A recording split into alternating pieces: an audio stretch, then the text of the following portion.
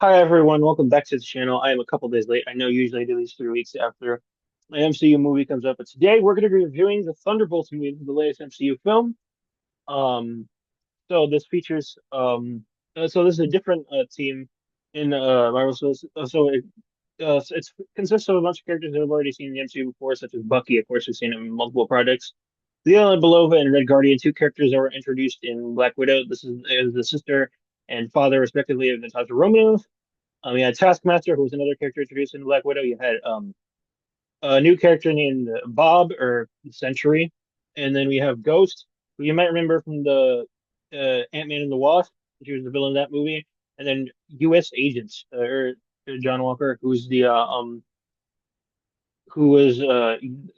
in the Falcon and the Winter Soldier Disney Plus series a couple of years ago. So let's get right into the review. So the movie starts off with Yelena Belova in Malaysia on top of the world's second tallest building, stating that she says that there's a void in her life, either because either her sister Natasha Romanoff died, or maybe it's just because it's just her. She then jumps off the building with a parachute, and we see a different building explode as everyone but her is scared of the explosion. Then we cut to Washington, D.C., where we see the Washington Monument right uh, under scaffolding because during the Battle of the Lost MCU film, Captain America: Brave New World, the Red Hulk scratches the Washington Monument, causing damage to it. This wasn't the first time the Washington Monument has been damaged in the MCU. We saw in Spider-Man: Homecoming it faced damage. Then we see that Valentina Allegra de Fontaine, who is the one that recruits the Thunderbolts in this film, is facing impeachment for her work with Oxford, which was created in the comics last year specifically for this film. But it's pretty much the MCU's version of Oscorp. It's just due to the fact that Sony Spider-Man relate due to Sony like Spider-Man related stuff can't really be mentioned outside of Spider-Man films unless Marvel and Sony work out a special deal, which really only is the case for Avengers films. We then see Bucky Barnes, who we learned that in Captain America: Brave New World is now in Congress. Yelena okay. Yelena Belova pays her dad Alexei Shostakov, the Red Guardian, a visit to Baltimore. And we see on the TV that he's watching archive footage of himself with the Soviet Union communist leader in the early 1980s. Now, this was actually real footage of Leonid Brezhnev. However, it's edited with Red Guardian in it. Um, like the Brezhnev is real, but the Red Guardian that was just edited. Now, if you don't know who Red Guardian is, he's pretty much the Soviet Union equivalent of Captain America. Now we see a photo in Alexi's apartment, their house, that Elena holds of her old soccer team when she was a kid. It was called the Chesapeake Valley Thunderbolts, which is the team's namesake in the film. In the comics, it was named after Thaddeus Thunderbolt Ross, who is now a disgraced former president in the MCU.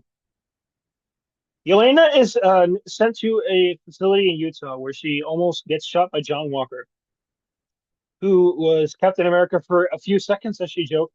Now, he actually was Captain America in Falcon and the Winter Soldier from 2021, but the government discharged him after he publicly killed a man with a shield in public in that series.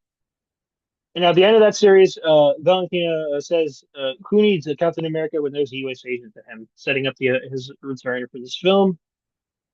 Also, who is sent to the facility as Taskmaster, who returning from the Black Widow film, as they explained, and Ava Starr or Ghost, who is an Ant-Man and the Wasp, which was all the way back in the Infinity Saga, 2018. So she has invisibility and intangibility powers she got during an incident in her father's lab, as shown in Ant-Man and the Wasp. We all see them like fight each other in the facility, and Taskmaster quickly gets killed off by Ghost. So yeah, pretty much kind of a waste of a character. We could have done more with this character, but honestly, but we're then introduced to Bob, who in the comics is a hero named Century and a villain named the Void. So he is like, and now we then cut to a charity event Valentina's hosting that Bucky happens to be at. You can see past relics over here. That was in the battle in New York in the first Avengers movie. So there's the scepter right here, and then some other stuff. Um, Bucky puts back on his arm that was returned to him after we saw, if you don't remember, in the Guardians of the Galaxy. Holly's special rocket briefly had access to Bucky's arm, but then it was at some point returned to Bucky after the events of that special. Now we see the four Thunderbolts that were in the facility try to walk up in an elevator shaft that's a mile deep. You can see them even forming an asterisk over here, showing the movie's logo when they're trying to get up. Um, we see John Walker scrolling through an article on how he lost his short-lived title as Captain America a few years ago, and Oxcorp is trying to look for them, but John, Ava, and Yelena disguise themselves as Oxcorp workers, while Bob makes a distraction, and he flies it to the sky, um, and while the government tries to shoot him in several times so that those three could escape. Now, in this part, basically, the guard asks like asks like for them to take off their masks, and they just have them on, and then all of Century all of a sudden comes to distract everybody. But then Red Guardian arrives when the as soon as the morning comes by, and John and Ava are kind of confused who he is at first, and then everybody gets into Alexi's limo. Um, there is some now there are some trucks that try to chase the limo, but Bucky arrives, shoots the trucks. They all make a plan to go to New York in a truck, where they beat the crap out of Oxcorp workers, and Bucky even breaks off the truck door, similar to how his old pal Steve used the car door as a shield in the Captain America's First Avenger. And they're actually all near the spot where the Avengers in 2012 fought the Chitauri during the battle in New York, which is kind of nice callback. Now, this movie finally explains how who bought the Avengers Tower. We saw in Spider-Man: Far From Home that many people thought it was going to be the Fantastic Four Tower, the Baxter Building, because there was even like Easter eggs saying, "Oh, we can't wait to show you what's next." 1, 2, 3 question mark. I think that was really just the tease Phase 4. It wasn't really a Fantastic Four tease, but yeah. So this is actually the Watchtower. In the comics, it's the Centuries Tower, and Valentina's the one who bought it, and there's scaffolding around it as they're still doing modifications to it. Now, I like how Valentina kept the same bar for Tony Stark had from the original Avengers movie. Kind of nice.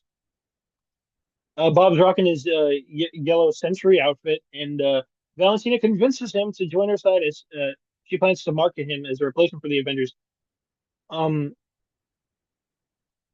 Now, Valentina's assistant triggers a kill switch that turns him into the Void, which is his alter ego, that turns New York City into supernatural darkness. And he even fights some of the Thunderbolts. And honestly, I don't even know like why people in the MCU still even live in New York, even with all the attacks going on and such. Red Guardian rescues a young girl that he sees and is about to get crushed by a rock, only to be turned into a shadow by Bob. Um, as he's done it to thousands of people in the city. Yelena steps into the void where she ends up revisiting her aunt's past memories. Then the Thunderbolts come together so that they could get Bob on their side, which he does. The city goes back to normal, and everyone who is shadowed comes back. Valentine brings them to a press conference and explains why the Thunderbolts, and this explains why the Thunderbolts have an asterisk in the movie title, and that's because it's actually, drum roll please, the New Avengers, which is what the Thunderbolts kind of concur with. Now, Red Guardian thought the Thunderbolts was a cool name, but everybody else is like, nah, let's get something else. Um, Now, the mid-credit scene, we see Red Guardian at a supermarket saying the New Avengers are now a Wheaties cereal. He actually earlier in the film he said that he was hoping that it would happen after they all formed to become a team, which is a nice bit. And I believe it is a real thing in real life.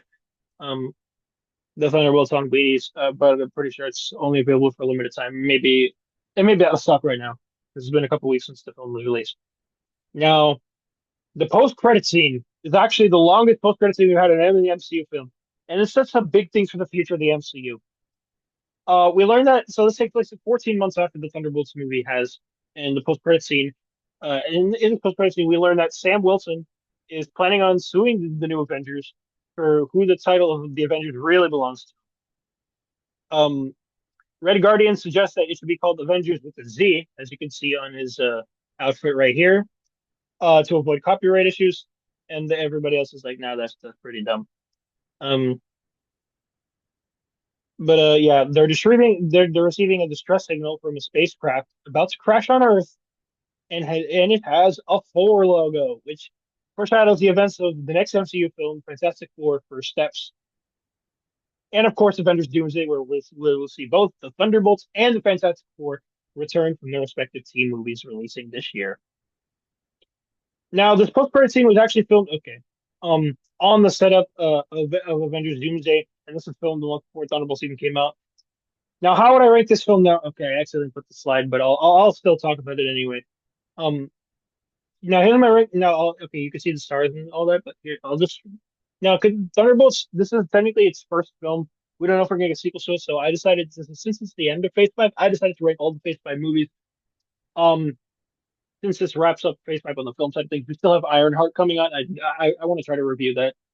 That's coming out in a month from now. So, but yeah, I would say this phase was a mixed bag. Like half of the films were pretty good, some of them were just mid and or not really good at all. Um, I would give Thunderbolts a 9.5 out of 10. And probably the second best film of Phase 5 behind only Guardians of the Galaxy Volume 3, which was an amazing send off to the Guardians and perfectly included some of the character arcs. Deadpool Wolverine, I put in third place because Wolverine, he finally got comic accurate yellow suit, and you got a bunch of returning cameos from pre MCU films. Also sets up some things for Doomsday and Secret Wars. Now the plot of Ant-Man Quantumania. It may be outdated for the future of the MCU, but at the time, I don't think it was that bad because Jonathan Majors, he was yet to have been fired from being in uh, what is now called Doomsday, but it was called Kang Dynasty at the time, and Secret Wars, of course. But yeah, after watching this film, after rewatching this a couple times, I'd say it's clearly far from perfect. Same goes for the Marvels. The villain is pretty forgettable, and the post-credit scene was better than the actual movie itself. The only Phase 5 worse than that, though, is Captain America: Brave New World, the last film I reviewed. A lot of stuff in that movie that was promoted in trailers and such only appeared for like a few minutes of the film, and the plot was pretty inconsistent due to too many subplots. And there you have it. That's my review for Marvel Studios Thunderbolts and my ranking of the Phase 5 of the MCU. What do you guys think of this film? Let me know in the comments below. And of course, and as always, see you guys until next time. Ellie 9 out.